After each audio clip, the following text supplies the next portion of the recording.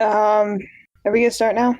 We have to talk about Sonic first. Sonic is actually Marco, but he was halfway through morphing into a hedgehog before his time ran out, so that's why he looks like that permanently. Okay. This is an Animorphs book club. We're going to read the Animorphs books. We're going to talk about the Animorphs books. I'm here with all my Arits. Never read the Animorphs books. Some of them read like a few sentences of them or something. Some of them, like, everyone saw the covers in the library at school. But I've read all of them, all 64 of them. We're going to read as many as we can stand, and then we're going to talk about them. I'm War Prince, be natural. I'm Battered. Beep. Oops. I'm not supposed to say my last name. Oh, sorry about that, guys. Next. Kurger Bing, it's your turn. You're always third. Oh, yeah. I'm Kurger Bing. I like Burger King. I'm Mustard. I just finished reading this book like an hour ago. I'm Stir. Hey, so if you're wondering why Kurger Bing sounds kind of strange, it's because between when we're recording the last podcast and this one, he went through puberty, and now he sounds like that. Yeah. The first person to go will have to describe the book like kind of like a approximately one sentence per chapter basis, so not like really really detailed, but like detailed enough that you cover all the plot. And then after that, we'll take turns like giving our impressions of the book, and we could go from there. Okay, I read this book like 5 days ago, so I volunteered to not be the first person. I want Stir to be the first person. Kurger Bing was too busy having his puberty that he didn't really focus on the book, I feel. Now, hang on. I don't know if Stir did this, but I did type out like a 15-sentence summary of the plot. I typed out a 1-sentence summary of each chapter. I didn't do that. I typed out a 17-syllable summary of every chapter split across 3 lines with 5, 7, and 5 syllables respectively. So I just wrote a 20-something haiku. Maybe I should just do this. So the first thing I wanted to say before I start describing the book, last week we were talking about like how there was that line about Jake's mom being a writer and therefore she hates television. And then someone was like, I wonder if that's self-insert. And Catherine Applegate's actual son is named Jake. So I'm pretty sure she's a self-insert. She self-inserted herself into this book as the writer mom who hates TV. And is like, Jake, you need to stop watching all that TV, or the axe murderers are going to come get you. Read my books instead. The first book I had a lot to say about because it had a lot of silly parts, but this book was really good. Yeah, I thought this book, I was like really surprised with this book. Like I was like, this is not silly. This is like actually like intense and crazy. Mm-hmm, mm-hmm. At least in the first half, I thought that was kind of melodramatic and kind of dumb, actually. Okay, so onto the plot. So then the first chapter, they're flying around and they're having fun. That's about it. So then these rednecks start shooting at them, and they're like the most hilarious, like freaking Southern American redneck stereotype ever. Like literally when Rachel's a bird, Rachel's an eagle, and she decides to fly down and just grab their gun. Yeah, this is not a 1-sentence summary of each chapter. Oh yeah, you're right. Wow, I'm not even following my own rules. All right. Then they get shot at by these stupid redneck villains. I don't really have much of an opinion about this part. The Animorphs plan to use Melissa to find a new way into the Yeerk pool because Melissa is Rachel's friend, and she's the daughter of Chapman, who they know is a Yeerk. So they figure Melissa's a controller, especially because she's been acting weird recently. So they decide we can get Rachel to like try and get buddy with Melissa so that Melissa might give away something about the Yeerk pool. The entrance to the Yeerk pool they found in the last book has been blocked off. Yes. Then Rachel goes to gymnastics, and Melissa's all depressed. And then so then she tries to connect with Melissa, but it doesn't really work because Melissa's too depressed. And then a rapist attacks Rachel, but Rachel turns into an elephant and scares him away. And that was pretty silly. And this guy just runs away, I guess. Then Chapman, the Yeerk, drives her home, and with Melissa in the car, and she doesn't really talk to Melissa because Melissa's still all depressed. So she's all scared of Chapman, but it turns out fine. And then she gets back to the Animorphs, and they're like, Rachel, you shouldn't have turned into an elephant in broad daylight, you idiot. And Rachel's like, okay, the end. So chapter 6, the gang try to catch a cat. They are really, really bad at catching a normal-ass cat. So then they were like, let's bait the cat and have the cat come out, and we'll lure the cat out somehow. So then they get Tobias to go and get a shrew But for some reason, they're like, no, that's not. We have to have Rachel turn into the shrew, and we're gonna lure it with her instead of just using the shrew they have right there. So that's kind of odd. But anyway, they get the shrew, they get the cat. Rachel acquires him. Cat. Yeah, the principal's cat. Yes, and then they go home. Rachel has a nightmare about dreams. Melissa's still sad. Then Rachel goes into Chapman's house as a cat, and she witnesses him making a Zoom call with Visor 3. And Visor 3 reveals that he wants the End-of-Life bandits killed really soon. But then Visor 3 says he sees the cat in there and he says, kill it, because it might be an Andalite. And Chapman's like, no, that'll make me look bad, and everyone will think I'm bad. So he agrees not to let that happen, and Rachel barely makes it out. So then there's this really sad scene with Melissa, like, being super, super depressed and crying because she thinks her parents don't love her anymore because they don't act like they love her. And I thought that was sad. And I was like, man, this book is pretty well written. Because they both have Yerks inside them. And Yerks cannot love, apparently. Yerks can love, I bet. I was just sort of thinking it's like Chapman's a really high-ranking guy. Like, I think anybody who's as high-ranking as Chapman would normally just be living in a house that's all controllers. But they specifically can't have her be a controller because the parents like made a deal with Visor 3 to not have her be the controller in exchange for them, the parents not being like terrible hosts. So like I could see them being like annoyed with her a lot. Like, oh my God, this stupid human's hanging around and we can't talk about our evil plans all the time like everybody else. So anyway, then Rachel goes back to the house and there's this big plan and there's this they want to find out more about Visor 3. Then Jake is tagging along. He's a flea on Rachel's back. And then they go to the construction site. And then Chapman, like... Well, hang on. They don't just go to the construction site. Oh my God, yeah. I feel like I'm using too much detail here. So anyway, they go to the construction site. And there's a big fight. The end. Okay, so... yeah, the Visor 3 sees that this cat is in the secret room again. And he's like, oh, it must be... what he believes is an Andalite because Visor 3 believes that all the Animorphs are Andalites. So then they put it in a little cat box and carry it to the construction site. There's a fight at the site. There's a fight.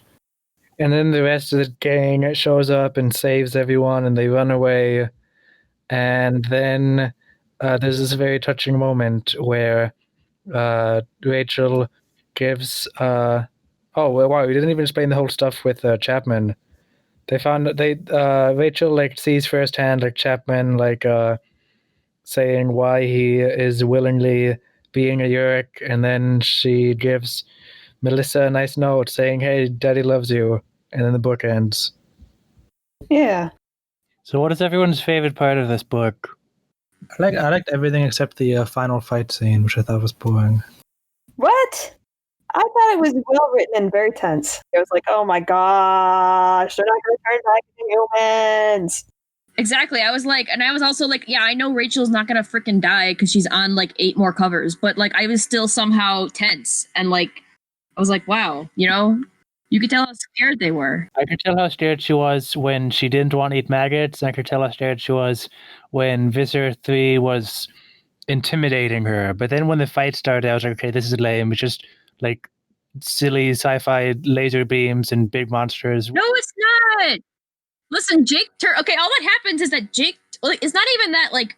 It's not even very climactic, really, in a cinematic sense. It's just all that happens is that Jake like escapes from the cage as a flea, and then he like turns into a tiger, and then he attacks Visor 3 for like 5 seconds, and then Visor 3 like I don't know. I think the Hork-Bajir or something like get him off, and then they all just run away, and then the rest of it's just Rachel as a cat running through the construction site while Visor 3 like tries to get her, and that's it. Like it's not like a big giant sci-fi fight. To me, it seemed like they just needed to have the book finished, but didn't know how. So like, okay, whatever, they run away. But everything else I loved. I just felt like I thought it was a very realistic progression because I thought it was like there's a consequence to learning this stuff that they want to learn. It's like they almost got killed or captured. It's like and now they have to like make a mad dash out of there and they barely survive. And I like what Rachel says at the end there, but she says like, let me find it. I collapsed on the ground. I had escaped. I had survived. I knew I should have been glad, but all I felt was tired. That was good. But the fight itself was meh. And I just don't like fight scenes. Yeah, I had the same complaint with the second Avengers movie, that the fighting was just bland to me. Well, that's how I feel about basically every superhero movie. But they're like not even fighting. They're like running and chasing each other. And then like Visser 3 turns into this like giant rock monster and he's like destroying the construction site and it's freaky, yeah. That doesn't freak me out. I like that the hero is in a weak position and that she can't really do anything to fight him. All she can do is run away. Well, see, that's why I like the other part better when she like couldn't run away, when she was like trying to hide and being stealthy and stuff. To me, the running away seemed cheap almost. Well, what'd you expect her to do? Freaking die? Yeah, I know. She's not going to turn into an elephant and fight like a 20-foot tall alien rock monster. Tobias turned into a It's not hawk. happening. These villains are actually freaking good. It just seemed rushed to me. What did you want to happen? That's my question. Yeah. It didn't seem rushed, that's all. Hey, let's go back to the beginning. So this book is written by Rachel. As soon as I read the first sentence of this book, I was very surprised because I assumed they would all be written by Jake. Huh. That's like a defining feature of Animorphs, is that they alternate the narrators. Well, that's not a defining feature of the first book. I assumed going in that, okay, Jake is like the like scrappy boy in the series. You know, he's going to be the face of Animorphs. Is what, you know, he's like Bart Simpson or whatever, you know, protagonist kind of guy. It's when is Bart Simpson the face of the Simpsons? Protagonist of The Simpsons. Anyway, I just assumed that since like Cassie and Rachel were such minor characters, Jake would always be in the spotlight. I thought Rachel was very well written in this book. Like, she was barely written in the last book. Oh, absolutely, yeah. One thing I noticed about this book was that actually Jake was better written because we get to see what Rachel's opinion of Jake is instead of just how he sees himself, which is bland and like kind of what you would expect, like narrator. Yeah. So I'm very excited to see the future narrators. I wonder if they're gonna have any that aren't like the main five. Like, oh, my name is Mr. 3. I can't tell you my last name, but Because I don't have one. Because it's just Visit 3. No, his first name is Visser and his last name is 3. And my name is Visser. I can't tell you my last name, but I'm an Andalite controller on Earth, and I can't tell you where my Yerk pool is, but it might even be your Yerk pool. I want a chapter that's written from my Tobias' Earth pool point of might be view. right underneath your middle school. oh yeah, we can have Tobias books as like a hawk. That'd be interesting. The next book is Tobias. What? This is gonna be cool. I thought it was really cool how this book like didn't force you to read the first book. Like it's retold the same information, but it was from another person's point of view, and it didn't ever seem like boring. I thought that was kind of a fault of that book because in the first part of the book, it really just treads the same ground as the first book did. And I found myself getting really bored just watching Rachel talk about the same things that Jake did. And also, like, Rachel pretending like everything she was saying is going to be a surprise, especially with when she's talking about Tobias. I'm like, dude, I already read the first book. I know that he's a hawk, okay? You don't have to pretend like you're telling me this for the first time. All right, I'm in the same boat with I don't like the recap but like, of course, I get it. They have to do that because it's like they're published monthly and they're just supposed to sell to like little kids who want to pick up anyone at all at any time.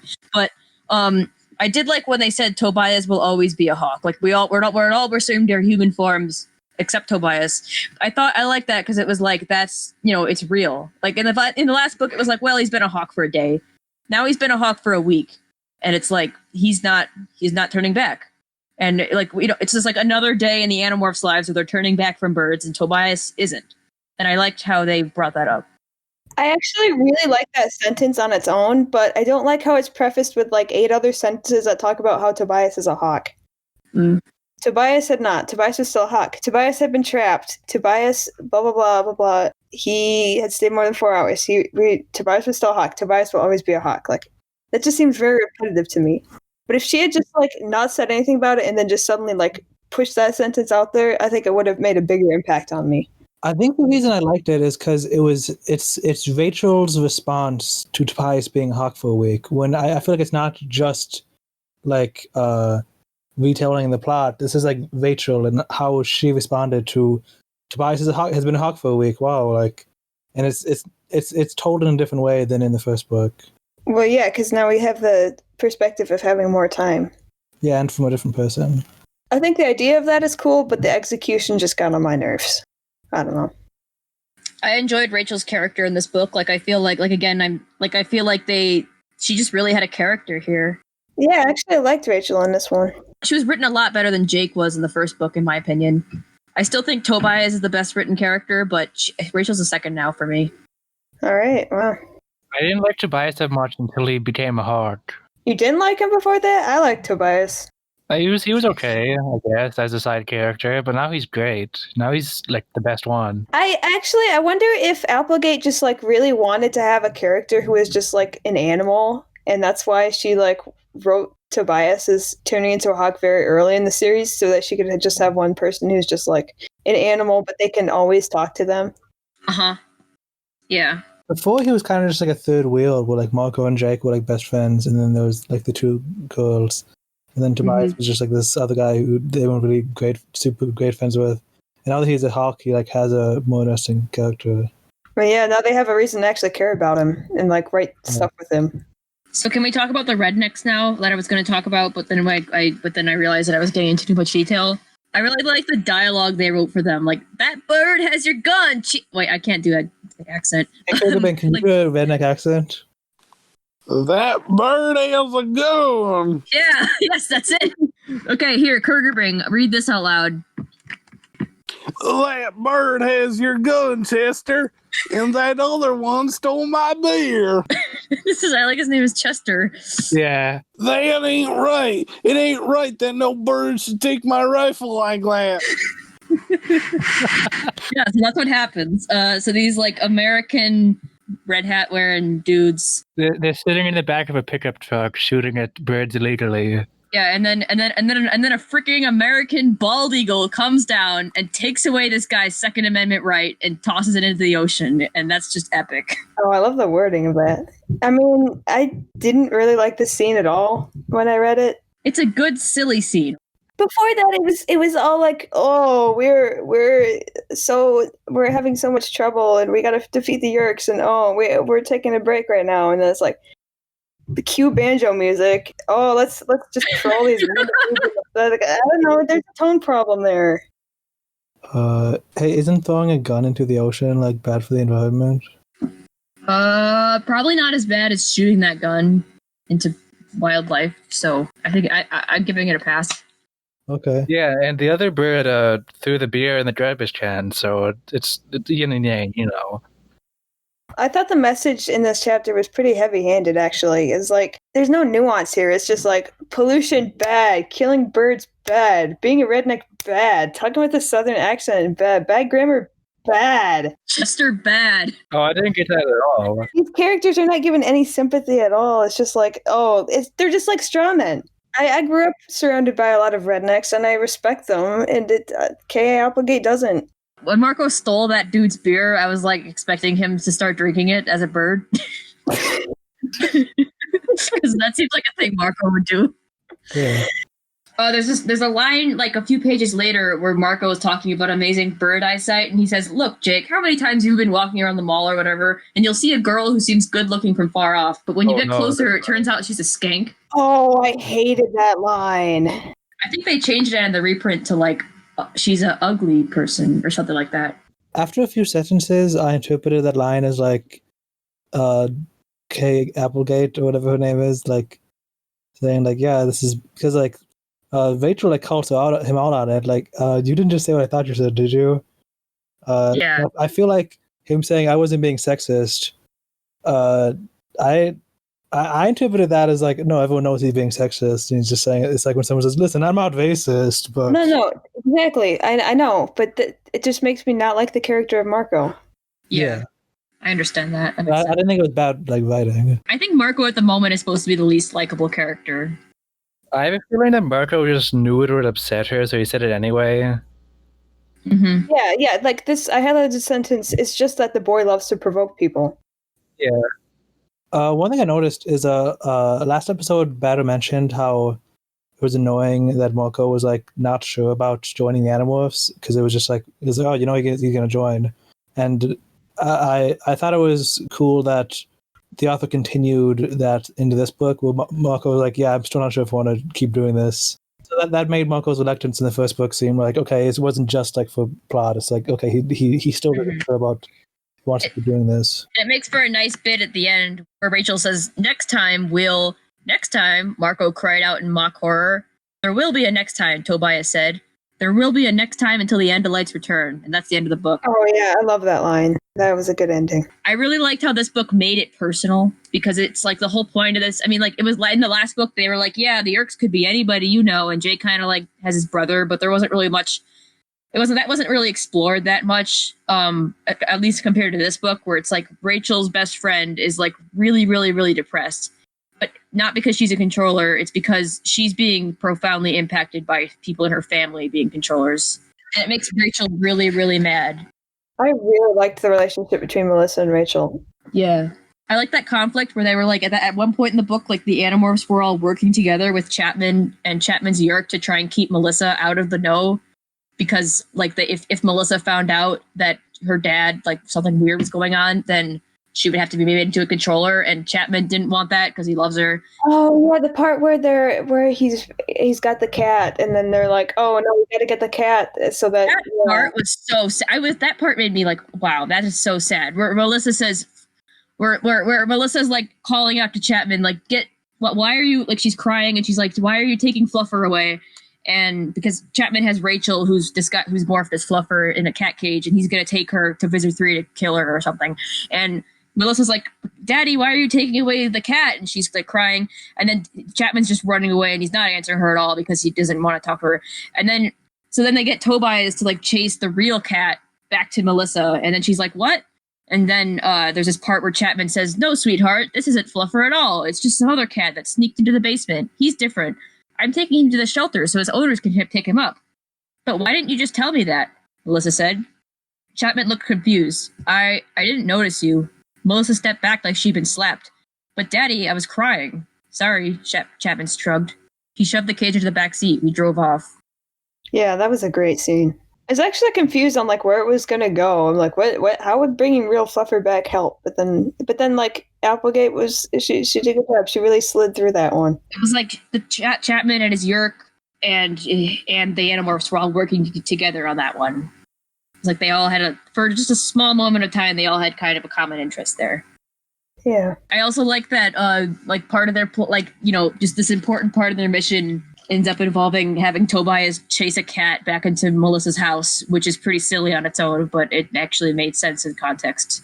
I was thinking about the scene later, and I was thinking, Chapman could have said, "Oh, sorry, this cat just scratched the heck out of my hand. I was having trouble focusing. I'm covered in blood. Sorry about that." But he just said, "I don't know." He's an alien. He doesn't know how to have human thoughts. Can we talk about the part where Rachel's like, Rachel's in Chapman's house, and then she's like, Chapman was just sitting there on the couch, not watching TV, not reading a newspaper, not anything. And I'm like, what is he doing? Do Yeerks just sit there and do nothing? Because that's stupid. I guess so. He's like meditating. He's relaxing. Well, maybe the Yeerk inside the brain is like watching TV inside his brain. Like he has a little TV. A little setup. This is a little surround sound system. I liked the part where they rebelled and like the effects of that, which was, and how the hosts were the Yeerks were like I like the way they wrote the Yeerks being really stressed about their hosts rebelling.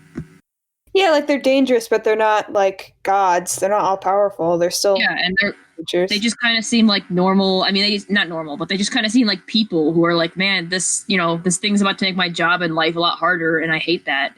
Just miscellaneous thing. When we're talking about the recap, I had this note here where part of the recap is Rachel says, that night at the construction site, Visitor 3 morphed into some creature from a far-off planet, a huge, horrible monster. Then he took the Andalite and, you know what? I really don't want to talk about that. You'll have to ask Jake. It just made me think of Visitor 3 doing something really silly or inappropriate, and it somehow being Jake's fault. Like Jake. Oh, no. I like it made a reference to Jake being the narrator in the other book. Oh, yeah, but I can't just listen. I'm just thinking of like Jake somehow. I don't know what it would be, but Jake was like, okay, so Visitor 3 picks up Elfangor, and then Jake is having a conversation with Marco, and Jake is saying like, "Oh man, have you heard about Vor?" And then Visitor 3's like, "That's a good idea," and then he vores him, and he moans. It's Jake's fault. Wait, I think I like zoned out. What? You'll have to listen to it later. You'll have to ask Jake. Yeah, you have to ask Jake. It's Jake's fault. I was hearing about like Jake and the whole York pad, and then this happened. What did I miss? How did I miss? Well, that's what you get for zoning out. I like that they keep making fun of the name Animorphs. Like every time they call themselves that, they're like, "Man, that's a dumb name." I love that. I love that. Yeah. I'm not really used to them calling themselves Animorphs because for like the past like month, Animorphs has just been a book series that I've never read. I don't know it as a book series. Yeah, it's weird seeing it in universe. Hey, I have a question. Yeah. What is it? So when the Yeerks are in a human's brain for 3 days and they don't get to the Yeerk pool to get their nutrients after 3 days, what happens to them? They die. Okay, because I was thinking like, hey, why don't they just like quarantine all the controllers and like lock them in a room for 3 days? You can't do that. That's illegal. Everything in this book is illegal. We keep them in a room on just like on the 3rd day, just the night that. How are they going to get away with having anyone just leaving them in It's a room? overnight when they're sleeping. Just like make them sleep. Just lock them in the room so they can't get out for like the You night. can't do that. No, I feel like Jake could easily pull that off with Tom. Yeah. They can turn into elephants and tigers. They can totally do that. They've been like murdering people, dude. Yeah. They literally killed some of the human controllers, didn't they? So I kind of just locked them in a room for 3 days. Yeah. And then they're saved. Yeah. And do you think the people, once they're saved, are going to go to the police and be like, oh, these guys turned into animals and then locked me up for 3 days, and I just don't like being locked up in a room? I know, yeah, it's really only illegal for the Yeerk, right? Because the human probably is like, yay. I was wondering, what happens if, like, do injuries carry across morphs? Like, if someone has their hand sliced open as a tiger, and then they morph back to a human, and then back to a tiger, like, where does the injury go away? Does morphing have healing powers? Well, Rachel kind of brought that up without giving an answer when she was like flying around as a hawk, and she was like, "Man, this is like a lot of work. I wonder if like my human body gets the benefits from this exercise." Yeah. We don't know the answer to that question, so I feel like it would be the same thing. Maybe we'll find out. I was confused about Kandrona because I remember them saying that Kandrona is the name of the sun on like the Yeerk planet, but then they were like, "Oh, we need to find Kandrona on Earth and destroy it," and I was confused about that. They have like a Kandrona generator or something. Like they have like an artificial thing that can make Kandronas because that's what they need in order to live. Like when they swim around in the Yeerk pool, they have like a Kandrona like in there, and they don't eat. They're plants. Yeerks are plants. I'm really proud of the Yeerks. They're just like weird little algae things, but they've accomplished so freaking much. Yeah. They build machines and stuff, and they travel across the stars. All they want is to not be freaking clumps of algae, you know? This book made me mad at the Yeerks and also like humanized them a lot. Yeah, this book was good. I like this book. So the fact that the Yeerks are plants and they're like photosynthetic or Kandrona synthetic or whatever you want to say makes it even weirder that Visit 3 is so into like eating people. Maybe he thinks it's cool because he's like, oh, I've never eaten before. What is this like? Oh, wow, it's so pleasurable. Well, it's like how humans can fly, and then when they're a bird, they're like, oh, heck yeah, I can fly now. You know, like if any It's like plant that, that has a mouth will love eating stuff, like Venus flytraps, they eat as much as they can. Yeah. I was wondering if like maybe they have to feed the specific morphs, because half the time when they morph into an animal, it's really hungry. But so does that mean that the kid was hungry before they morphed, or that the morph was hungry and they have to like feed the morphs when they turn into them? Well, there's a lot of instinct involved there. Like a lot of like I think the implication is that a lot of the animals they're morphing are just kind of like always hungry because they're just the kind of animals that are always running around looking for food, and that's how they survive. I'm not sure if it has anything to do with like their actual hunger levels, but that's a good question. Or maybe it's because humans like have a lot more to think about. Like, have you ever been like doing something really fun and then you realize, oh, I haven't eaten in 3 hours? Humans are often distracted from their own hunger, but animals often aren't because they don't have that kind of brain power.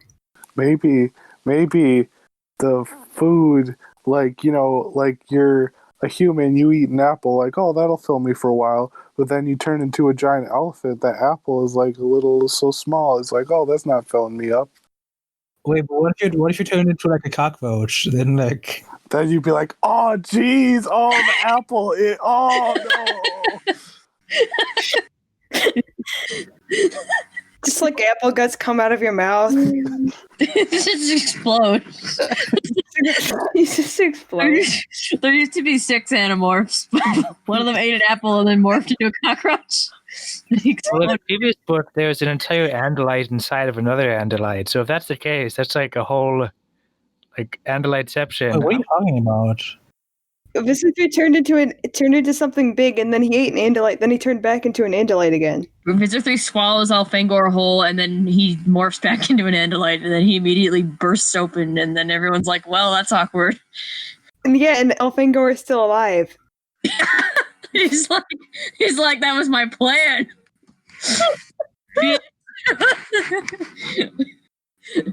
Idiot. And then everyone claps. And then they win. Yeah. If a Yeerk, I guess this is just another unanswered question that we don't know yet. I was wondering if a Yeerk crawls inside one of the Animorphs, would that Yeerk be able to morph? You'll have to see. Because they're just like humans, and that's not human DNA. Wait, what? What? But they can morph, and Visor 3 can morph.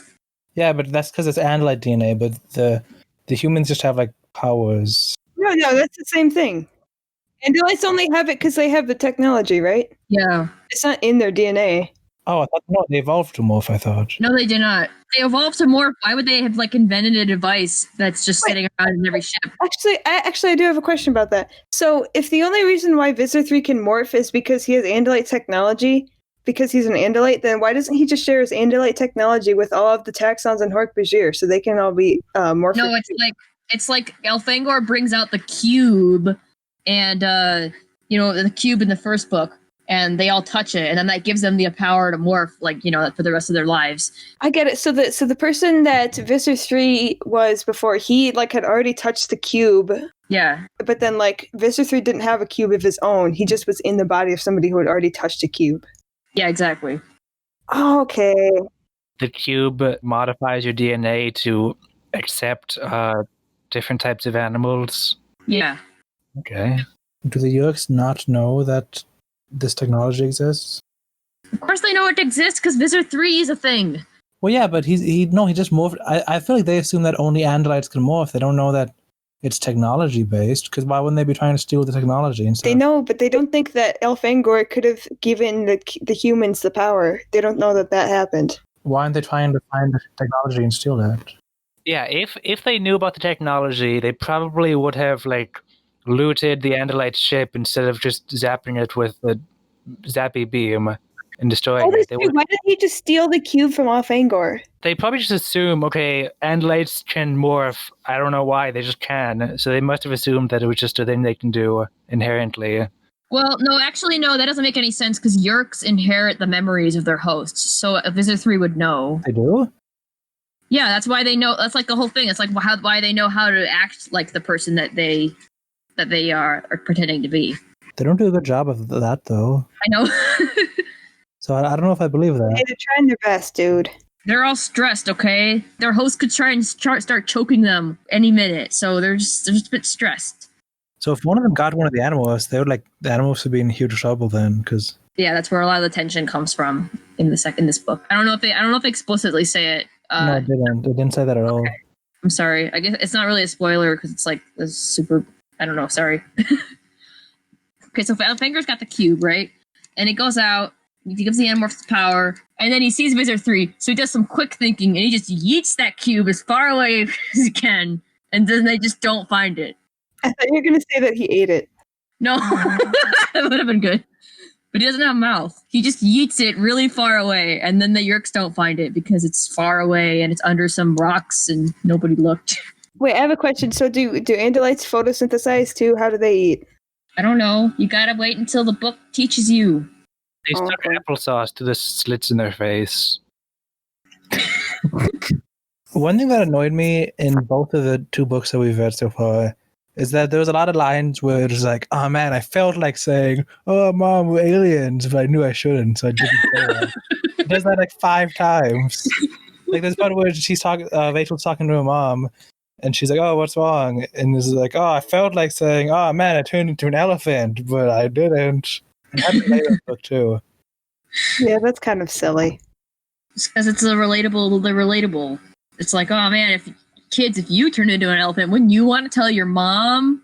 Because I got tension, I got stakes. Dude, the tension in this book is way more tense than last book. Like, I really like when she turned into an elephant to scare away the kidnapper, and I was like, "Oh man, that was a good scene. What a fun scene!" And then suddenly it's super tense because then her principal was there, and she's like, "Oh, was he watching the whole time?" And she's like, "Hey, I can drive you home since it's raining." And she hops in his car, and it was really tense. And Yeah, I was actually worried for her at that point. I'm like, Rachel, you idiot! Why are you doing that? Just like run away. I didn't think that scene was very fun. I was just mad at Rachel for being stupid the whole time. turning into a half elephant was silly and fun. No, I was just like, oh my gosh, there's so many people that could see you do it. I just feel like there are way better ways for her to do stuff like that. Yeah. Have you guys been taking note of like the parts of the book that you think may have been changed in the like reprints? I know the skank part was changed in the reprint. Oh, you do? Did you say that she felt like Clint Eastwood as a cat? Yes. All of us read the new version, or the old version, I mean. Yeah. She did say that, so they might have changed that. I don't know what No, but Clint Eastwood was old when these books were made. Well, Applegate doesn't know that. She's like a 40-year-old mom. She doesn't know what's popular. One thing I Yeah. thought would have been changed is when Rachel like calls her friend and says, "Hey, I got that new CD if you want to listen to it." Yeah, because if they said that nowadays, like Tom would immediately know, like, oh my god, these guys are turning into animals to try and stop me and my species. Because nobody says to CDs. If anyone tells you to listen to a new CD, it's because they're superheroes. When I invite you to my house so that we can listen to that new CD and then go home. Yeah, I love that. Fun times. That seems like something Tom would say. Come to the gathering, come listen to this new CD. It's this great religion. I like the part when I assume it's Marco because he always has a loud mouth. He's like mocking someone trying to get the cat to come, and he just says, "Meow, Fluffer, come out, meow, meow, come and play, meow." That's how I talked when I was a kid, and I used to pretend I was a cat. I just talked like that. Yeah, that's a good Marco.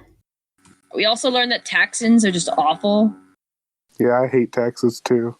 because Visor 3 just slashes some Taxon for this Taxon's like 2 minutes to lift off Visor, and then Visor's like, that's too long, and then he like slices him in the neck, and then while he's still alive, the other Taxons like start eating him. No, so Taxons are like volunteer to be controlled, right? But then Hawk Bajillas are like humans, where they're enslaved, basically. Yes. I think it's interesting that they're allies of the Yeerks, but because it's like, what are the Taxons gaining from this partnership? You'll see. Hey, do you guys know who Morris the cat is? No. No. No. Okay, because I think Rachel is transforming into a cat, and they're like, "Oh man, you look great, Rachel. You're just a human with cat fur. You could like go on cat food commercials. Forget Morris the cat." I have no idea who Morris the cat is. I'm guessing I'm gonna Google it now. I'm guessing that's something that they would change in the new version, I guess. I don't know what cat food icons are popular with the kids nowadays. The Meow Mix cat. Who? Meow Mix. The Meow Mix cat, it's just a cat that spells out the word Meow Mix with its body. Oh, that's not a character. It's just a logo. Yeah, look at that cat. Thing running around is terrifying. Dude, I don't know what happened. Why are you laughing like that? Because it was funny just imagining this Meow Mix logo running around. I liked how Rachel tried to help Melissa while being a cat. Yeah. It's cool. You guys like cats. What did you think about the cat parts? Yeah, the cat part was easily my favorite part in the whole book. I already said that, but like, Applegate gets cats. Like 90% of media nowadays just doesn't get cats at all. They portray them in ways that are totally inaccurate and stupid, and that's why I hated cats for most of my life, was because I only saw them through the media, and the media is lying to you about They're cats. saying that all these cats hate Mondays and love lasagna, and it's ridiculous. Yeah. That's not how cats are. Cats are like cute, and they're like arrogant, but they're also kind of stupid, and you know, they're like eating, and they're really nimble, and they like jumping around and stuff, and they're really cool animals. Their muscles are like pure steel. Rachel's in a cat's brain, and I thought that was it felt like, I don't really know a lot about cats, but it felt very 3-dimensional. Like there was a lot to that. Mako says dumb things, but like half of my notes are just Mako quotes and me going like, "Oh, that was a good quote. That was funny." Really? Actually, Marco kind of did remind me of you. A cat's vision at night is about 8 times stronger than a human's. And then Mako was like, 8 times, not 7 or 9? How do they measure that? Yeah, that seems like something you would say. One of my favorite things that I thought was funny in this whole book, I think this is the part I just laughed out loud at. Just the way that Rachel describes the way Mirko talks. Rachel says, its name is Fluffer McKitty. And then it says, you've got to be kidding. Mirko, of course. Of course Mirko said that. I thought that was very funny. I loved it. A lot of the humor is like stuff I'm already used to from reading other books, so I just don't think it's that original. That line didn't really surprise me, as it seemed like something I would have read in Goosebumps a lot. I didn't read any like good humorous kids books as a kid, just like Hop on Pop and stuff. How much did you like Hop on Pop? Pat that. No, Pat, no, don't sit on that. Dude, that part's so Pat fun. sat on hat. Pat sat on Pat. Pat sat on cat. No, Pat, no, don't sit on that. Hey, why don't we just have a Hop on Pop podcast? Dude.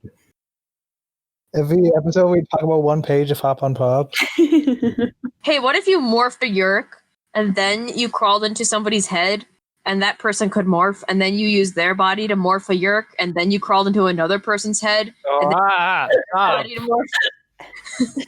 One of the chapters of this book started with the phrase, "It was a dark and stormy night." That was like my least favorite thing in the book, actually. No, here's the thing. It sounded familiar to me, and then I was like, what is that from? And I Googled it, and there's a Wikipedia page for "It was a dark and stormy night." Yeah, That doesn't surprise me. that's a very common thing. Well, yeah, and the Wikipedia page is like, oh yeah, it's a phrase that's usually like parodied as being bad writing. So I read the first sentence of chapter 16, and then I found the Wikipedia page, and then I went back, and then the second sentence is, sorry, I've always wanted to write that. You didn't read the second sentence before you Googled the first one? Correct. Oh my gosh. That's funny. So yeah, I feel like that's Applegate going like, yeah, I know it's a bad sentence to write. That's like the joke. You know what? Lampshading doesn't make a work of fiction good just because you're lampshading. Yeah, but it's a kid doing it, so it's funny. I thought it was good. I didn't. I thought it was lame. Sounds like you're outvoted though, so that means you're No. I kind of agree with Batter. I read that and I thought, okay, that's really dumb. Why did this was a good book up to this point, and then this chapter starts with this. No, I actually I read pretty the much next didn't like the book up to that point, but then that chapter was just like adding insult to injury, really. You know, you guys are allowed to not like the books, right? No, this book was great. The second half of this book was great. I have mixed feelings about this book. If it had like a good beginning and a bad finish, maybe I wouldn't have liked it as much. I thought the beginning was great. The cat part was great. The Chapman part was amazing. The fight was bland. The ending was made up for the fight. All right, Okay. that's fair. I've seen like the whole cliche of like love fighting mind control, and every time I see it, it's just annoying, and I'm like, okay, I know how this is gonna end, and it just takes way too long, and it's cliche and bland and tries to be dramatic. But in this book, it's really, really good when Chapman is fighting this Uruk to save his daughter, and it's my favorite part of the whole book. And it is the only time I've seen love fighting mind control and was not annoyed by it. I like that he fails. Touching. Yeah, he does fail. I like how the Yerk just can take control again, because it's not like a one-time thing, dude. Like, this is an ongoing battle. And the part where he like stands up, I love it. Where he says, you don't have to worry about the daughter or something, but you have to worry about me. Yeah, I have that all written down. Visor 3, we had a deal.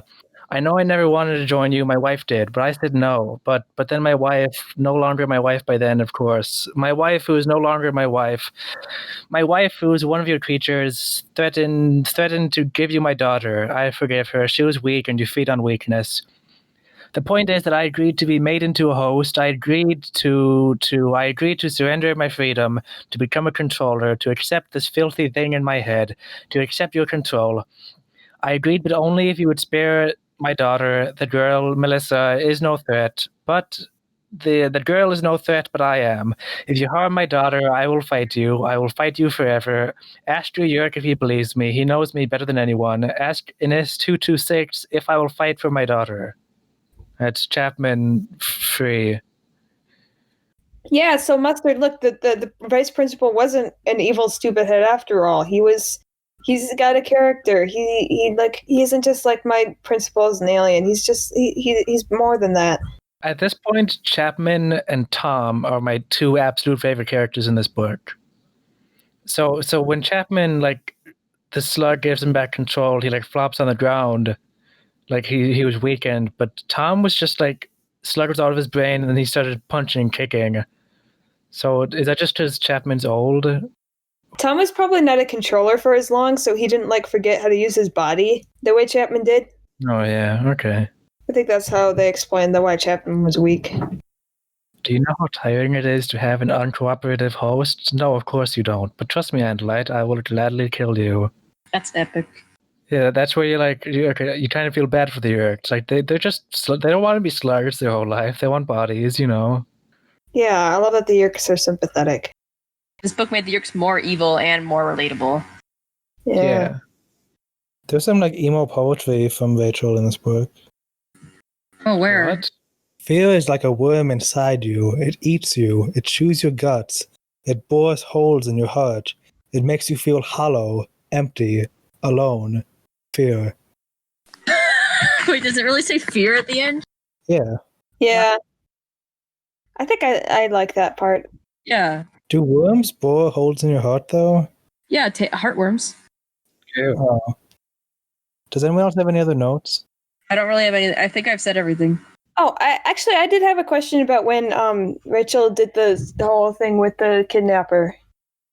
Isn't that what time of day is that? I think it was at night. Because then the next chapter she just gets home and she goes to bed. So Yeah, so I guess that would make more sense as to like why she thought she was safe, because it was like dark. I guess I just thought it was stupider than it was because I thought it was like in the daytime.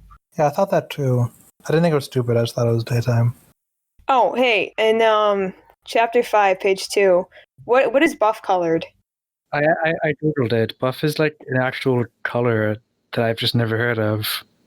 It's brownish. Oh, it's the color of buff leather. Oh, okay. Yeah, that leather is really jacked. Kurger Bing, do you have anything to say about the book? Do I have something to say about the book? Boy, do I have something to say about the book. Oh, yes. So, Who are your top 5 characters?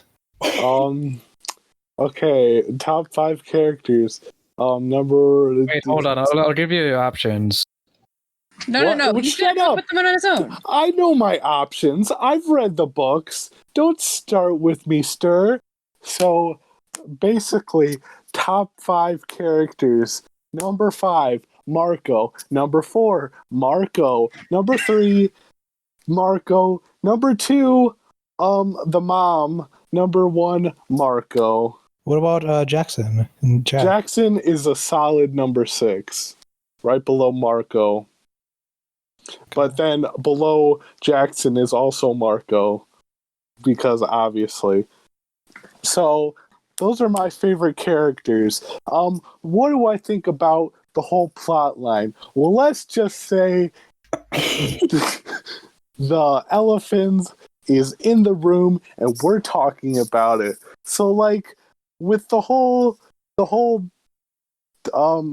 bad guys, we said their names a bunch, and you know, if I didn't read the books, I don't know why I would be blanking about it, but because you said it so much. But I do remember the names because I did remember, I read the book. So the bad guys are super bad, and when they do those things, you're really like, whoa, guys, that's not cool. But then they transform into animals, and that's when you know this book is good. So they continue turning into animals and they turn back. But then that Tobias guy, he's a hawk. But he stays a hawk. But he isn't a hawk. But he is a hawk. That is, you know, that Deep.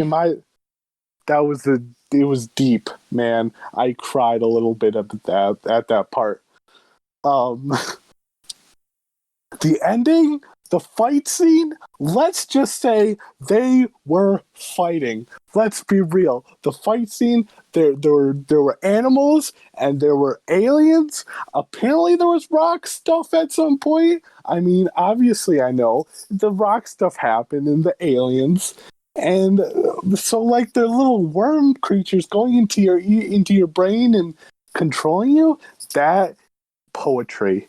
It's poetry, really. And so with the final fight scene, when they're duking it out, and I thought it was great how they were going. And then 3 pages later, that was the end of the fight scene. Like you guys said, like I read, like we all know. And then the ending, like when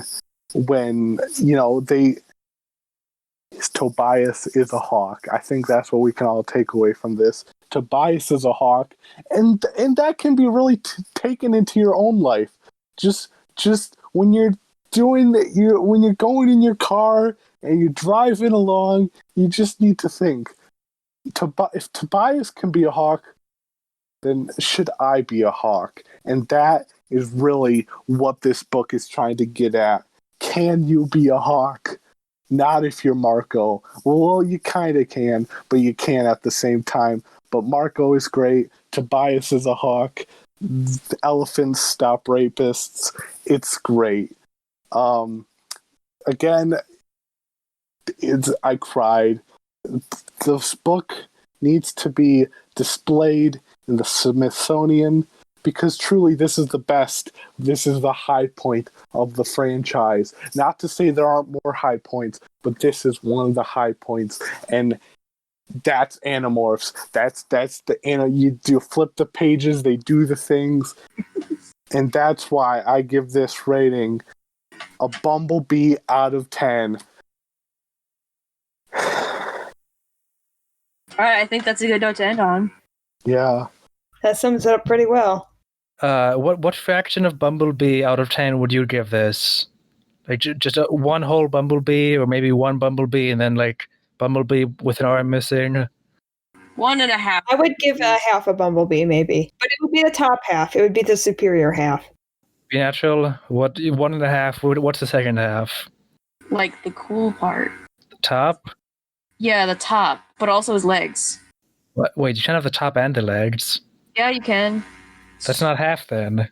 You cut out that weird crotch part. I give it 1.5 Bumblebees out of 10. Assuming that 1.5 Bumblebees is like really good. Which half? The left half. Okay. Was there anything else you wanted to talk about, or? Nope. Nope. Man. I'm Be Natural, and this is me signing off. I'm better. Goodbye.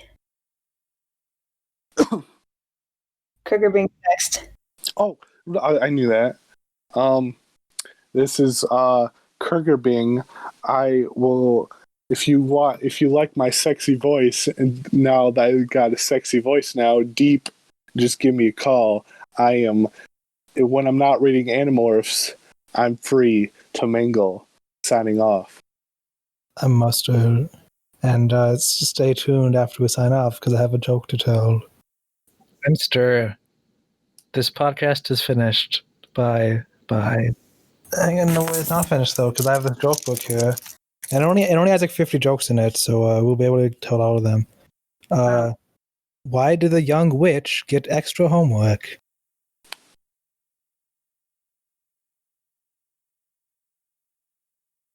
She was being bad, because witches are bad. She's being a little witch. Because her name is Ashley.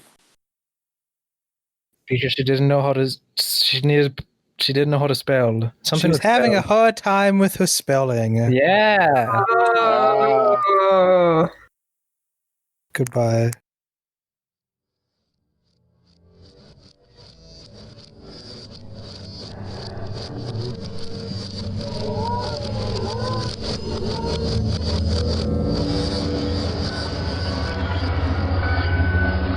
Okay, so you want a haiku for every chapter? Well, after a certain point, yeah. Okay, read that out, I guess.